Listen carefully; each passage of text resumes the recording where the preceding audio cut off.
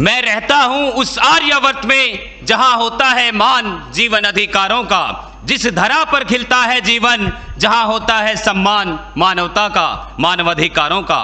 परमादरणीय अध्यक्ष महोदय, नीरछीर विवेक निर्णायक मंडल एवं मेरे प्रबुद्ध श्रोतागण, आज की इस वाद विवाद प्रतियोगिता में मैं निरीक्षक जीडी पवन कुमार, भारत तिब्बत सीमा पुलिस बल, आज का विषय मानवाधिकारों का अनुपालन करते हुए देश में आतंकवाद और उग्रवाद से प्रभावी तरीके से निपटा जा सकता है का पुरजोर समर्थन करता हूं।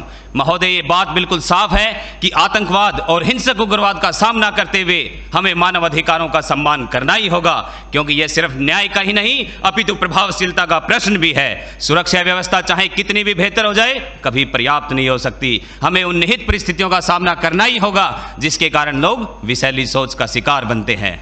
महोदय, बात चाहे अमरनाथ यात्रा की हो या वर्ष 2013 केदारनाथ घाटी का वो खौफनाक मंजर जहां हमारे सुरक्षा बलों ने अति दुर्गम क्षेत्र और विपरीत परिस्थितियों में अपनी जान की परवाह न करते हुए हजारों लोगों को बचाया था, तो मैं बताना चाहता हूं कि जब इतने दुर्गम क्षेत्र और विपरीत परिस्थितियों में मानव मूल्यों को ध्यान में रखते हुए अपने कर्तव्य का निर्वहन कर सकते हैं, तो आतंकवाद और उग्रवाद प्रभावित क्षेत्र में मानव मूल्यों को ध्यान में रखते हुए अपने कर्तव्य का निर्वहन क्यों नहीं कर सकते। जब अलगाववादी नेता एक पत्थरबाज को उकसाने में कामयाब हो सकते हैं, तो हम उन्हीं पत्थरबाजों को देश के विकास की मुख्य धारा में जोड़ने में कामयाब क्यों नहीं हो सकते।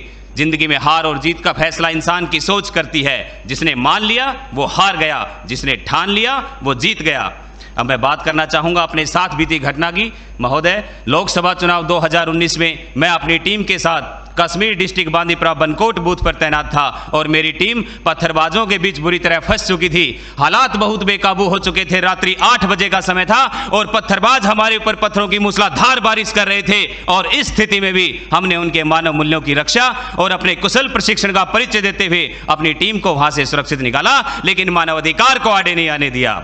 आपने हमारे सीआरपीएफ जवानों का वीडियो तो देखा ही है, जो एक रास्ते से गुजरते हैं और स्थानीय जनता द्वारा उन्हें लात, गुस्से और हेलमेट से पीटने का सामना करना पड़ता है। महोदय, प्रशिक्षण की भट्ठी में तपकर इतना लोहा बन चुके होते हैं कि इस प्रकार की स्थिति में भी मानवाधिकार का उल्लंघन नहीं करते। पठानकोट, बालाकोट और उड़ी सर्जिकल स्ट्राइक के दौरान जहां हमारे सैन्य बलों ने अपने शौर्य और पराक्रम का परिचय देते हुए आतंकियों को उन्हीं की भाषा में जवाब देकर धूल चटा दी और मानवाधिकार कहीं आड़े नहीं आया। हमारे सुरक्षा बल प्रभावी ढंग से अपना कार्य कर रहे हैं। बात चाहे दक्षिण सूडान के गृह युद्ध में फंसे भारतीयों को सुरक्षित निकालने की हो, या वर्ष 2014 जम्मू कश्मीर बाढ़ में फंसे लोगों को बचाने की हो, या फिर उत्तराखंड केरल बाढ़ राहत कार्य की हो, हमारे सुरक्षा बलों ने अपनी प्रत्येक जिम्मेदारी को मानव मूल्य और राष्ट्रहित को ध्यान में रखते हुए बखूबी निभाया है। महोदय, यदि बात करें भारत के उत्तर पूर्वी राज्यों की, जहां कभी चरम स्तर पर उग्रवाद होता था, आज स्थिति वैसी नहीं है। उन क्षेत्रों में भी हमारे सुरक्षा बलों ने सिविक एक्शन प्रोग्राम और बॉर्डर एरिया डेवलपमेंट जैसे प्रोग्राम चलाकर वहां के लोगों में भी एक आशा, एक विश्वास का वातावरण पैदा किया है। और हमारे साथी बंदूक की गोली से सही और गलत का फैसला करने की बात करते हैं, तो मैं बताना चाहता हूं कि बंदूक से निकली गोली किसी का भी सीना चीर सकती है और मुख से निकली मीठी बोली किसी भी आवाम का दिल जीत सकती है।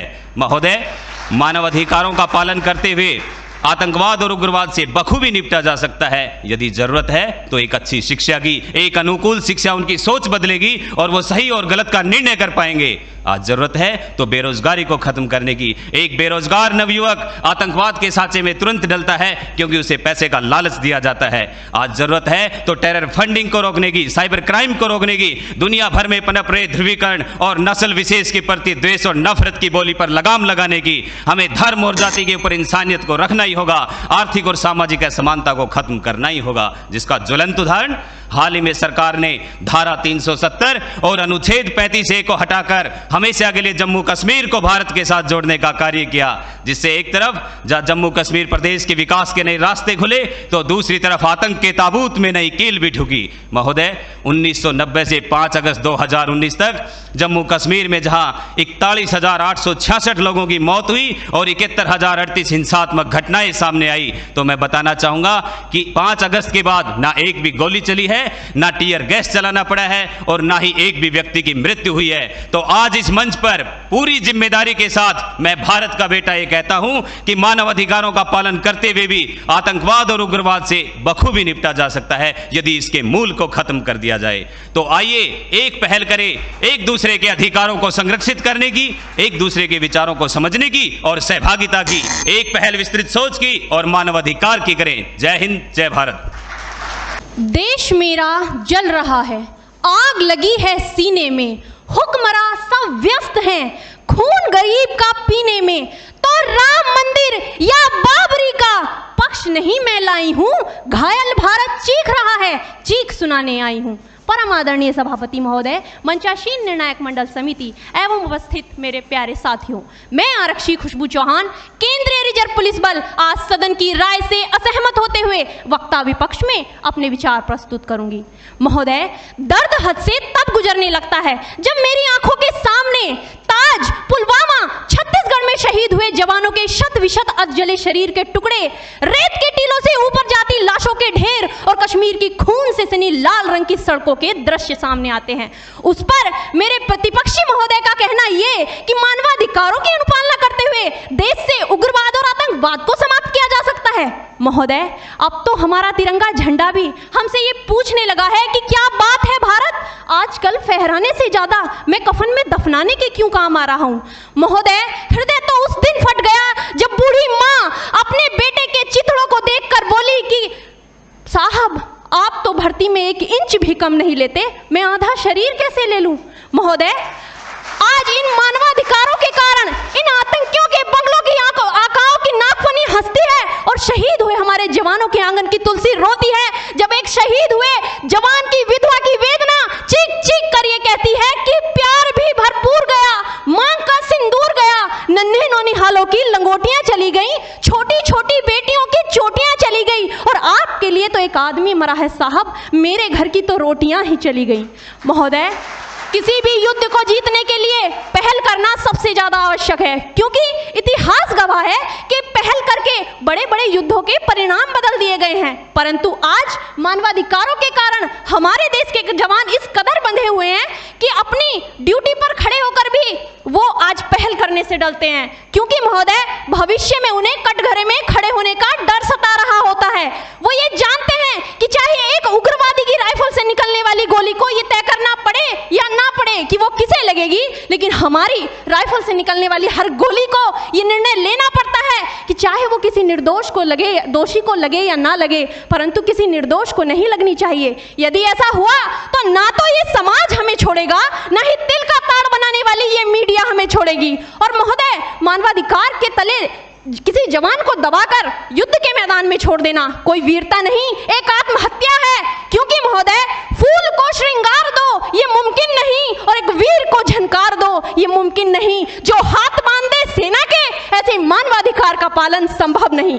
महोदय, आज सत्यनिष्ठा के मार्ग पर चलते हुए भी हमारे देश का जवान इन आतंकवादियों, इन पत्थरबाजों से डरता है, क्योंकि वो जानता है कि उसकी राइफल से निकलने वाली गोली अगर टारगेट को हिट नहीं भी करेगी तो भी 400 मीटर तक जाएगी, और यदि इस बीच वो किसी निर्दोष को लग गई तो महोदय, हमें अपनी नौकरी से हाथ तक धोना पड़ सकता है।